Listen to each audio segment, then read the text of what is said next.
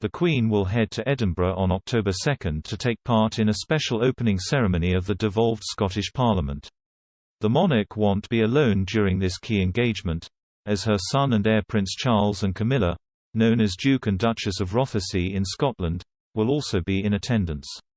During this special opening ceremony, the focus will be on celebrating the efforts of local heroes during the COVID-19 pandemic.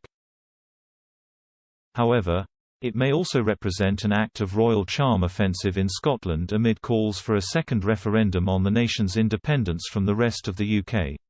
This announcement will come as a blow to Scottish First Minister Nicola Sturgeon, who remains determined to secure a second vote on independence.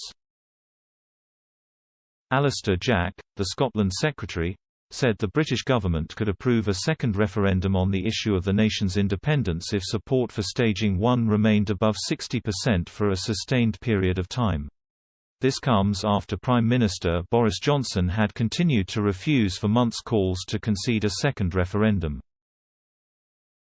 Michael Gove, who had also ruled out a second independence referendum earlier this year, said at the beginning of August the UK government would not stand in the way of another vote if it represents the settled will of voters.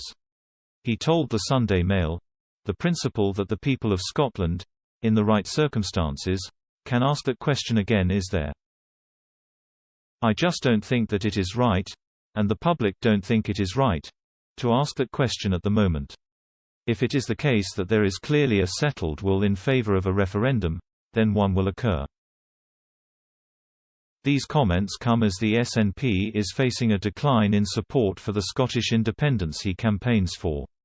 After the Yes faction consistently came out as a winner in polls, the tide started to turn at the beginning of 2021, in the midst of the COVID-19 vaccine rollout.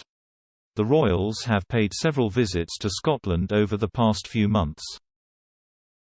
In December, the Duke and Duchess of Cambridge included Scotland in their royal train tour, during which they met people from all walks of life to hear how the pandemic had affected them.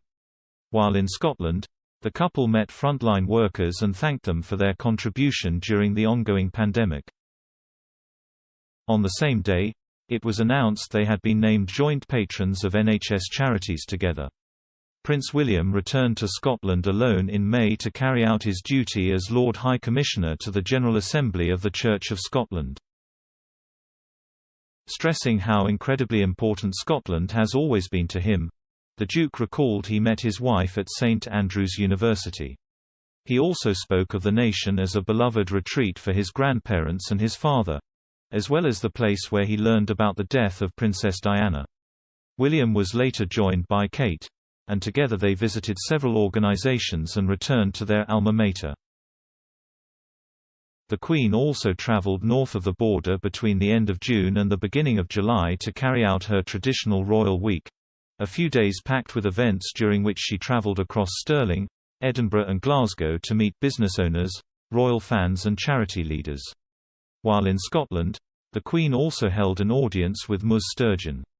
The Queen, who is currently spending her summer break at her beloved Balmoral Castle, never openly voiced her views on the referendum. However, one royal expert believes the Queen to be all for unity. Ingrid Seward previously told Newsweek, "Shush is all for unity. I think for Scotland to be independent is not something she would want at all." In 2014, ahead of the first vote on Scotland's independence, she told a royal watcher outside Crathy Kirk she hoped people will think very carefully about the future. Buckingham Palace insisted at the time this comment did not breach the Queen's constitutional impartiality.